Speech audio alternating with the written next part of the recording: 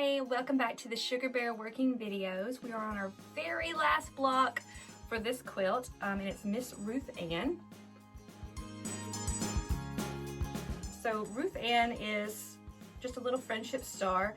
I end up in the video teaching you how to fussy cut without a fussy cut ruler, just using your basic ruler and some washi tape.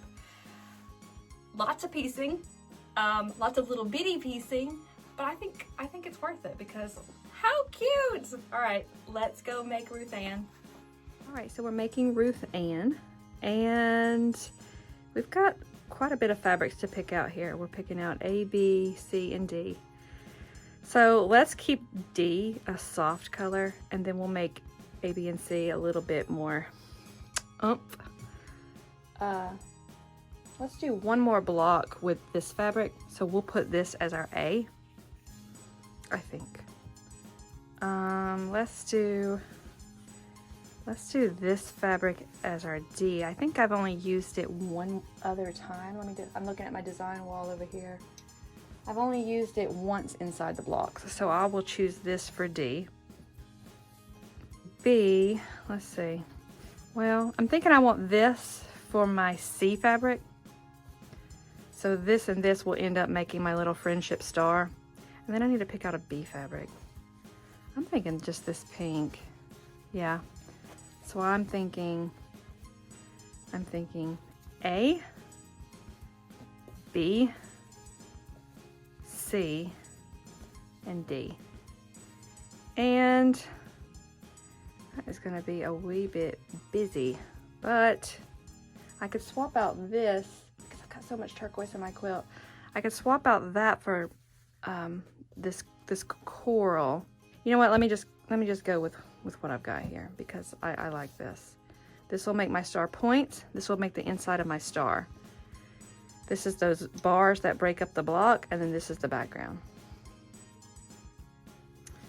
This could be a better background because it's a little bit calmer than this.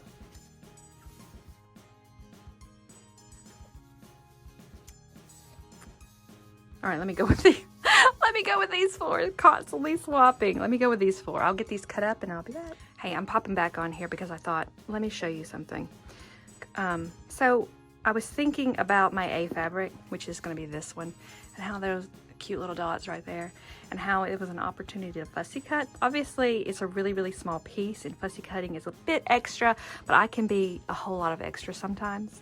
The size square for A fabric is 1.5 inches, and I don't have a fussy cut ruler that works for that. So I thought, you know what, I'll just show you how to fussy cut when you don't have the ruler. So this is a basic 6.5 inch square ruler. You take a little bit of washi tape and then you put it right there on the 1.5 line this way. Wait a minute, let me get it perfect. 1.5 right there. And then I'm going to get another smaller piece and I'm going to put it on the 1.5 inch this way. And this method works for any size that the ruler can handle. So when I first started quilting, I just didn't, you spend all your money on fabric and you don't have any money for rulers. So this is how I used to fussy cut a long time ago. All right, so we'll put it like that.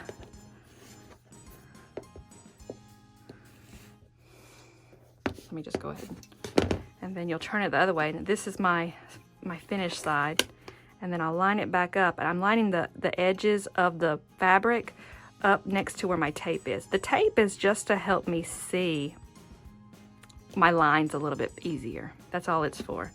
Then I'll cut here, and I'll cut there, and then I've got a little tiny baby 1.5 inch fussy cut. Isn't that cute?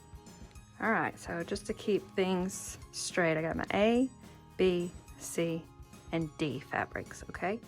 And all we need for this first step is going to be our B and our C fabrics.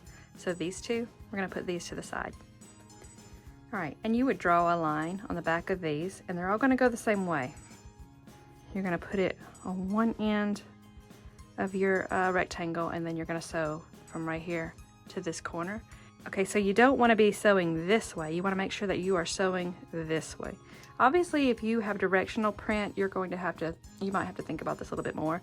But this piece is so tiny that I'm not going to worry about the direction or anything like that. It is a very, very tiny piece. And I don't feel like my little flower blooms are going to matter if I end up getting it turned sideways or if I get it turned upside down. They're just going to be so tiny that I'm not going to even think about it. For me, that's how I'm going to do it. You may feel a little bit differently. Definitely be you. So we're going to take these and we're going to sew them all right along there.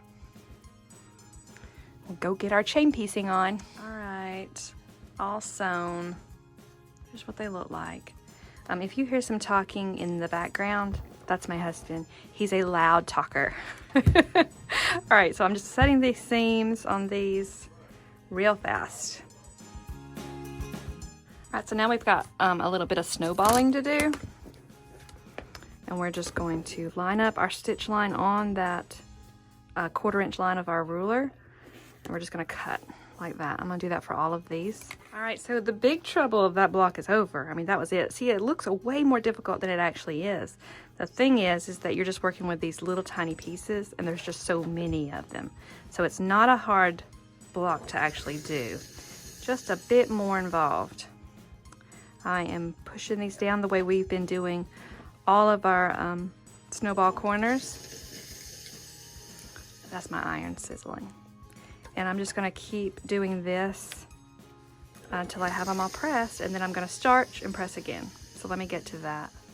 All pressed, and let's just get these back in a nice little neat stack. All right, and then I'm gonna go grab my other pieces. So we have 4 units of this, but this is why they end up looking. These little guys go all the way around your A square, so just like that. And then you can see that little star shape form. And then these go right here. So we'll make 4 units, you know, just like this. We'll sew each row. Let me go and get all the rows sewn together and then we'll move on. All right, we're all chain pieced, and let me show you how to do one of these blocks. So when we're pressing, you're always pressing towards the whole block, so not the patchwork. So on rows 1 and 3, we'll press this way, and then on this little row, we'll press this way.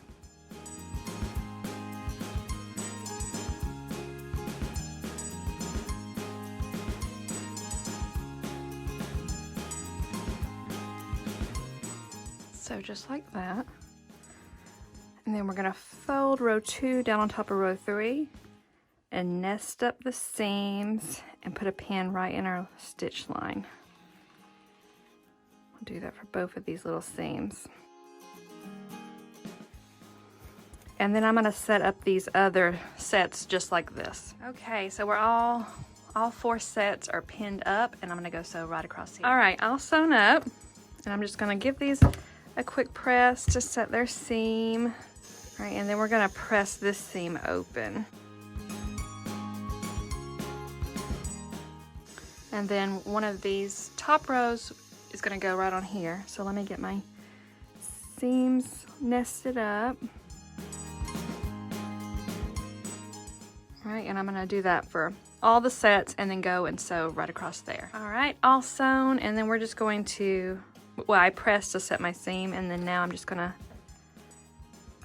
press this little seam open. All right, and I'm gonna do that for these others. All right, we have our little units done. Let's just spray them with some starch, because that is a lot of seams that we just got done sewing, and we want them to be crisp and easier to sew. Cute. All right, everything looks right. All right, so we got our last colors of claws, and we got our backgrounds, and these are gonna go like this, and you have done this, so let's come back with a finished unit. All right, let's get these in their order. Go. Oh my goodness. All right, let me grab the sashing and cornerstone. let's go turn this into a block. All right, so there is Ruth Ann, and Ruth Ann is our very last block, so this series is done. I hope you enjoy making the rest of your sugar bear quilt, and thanks for following along.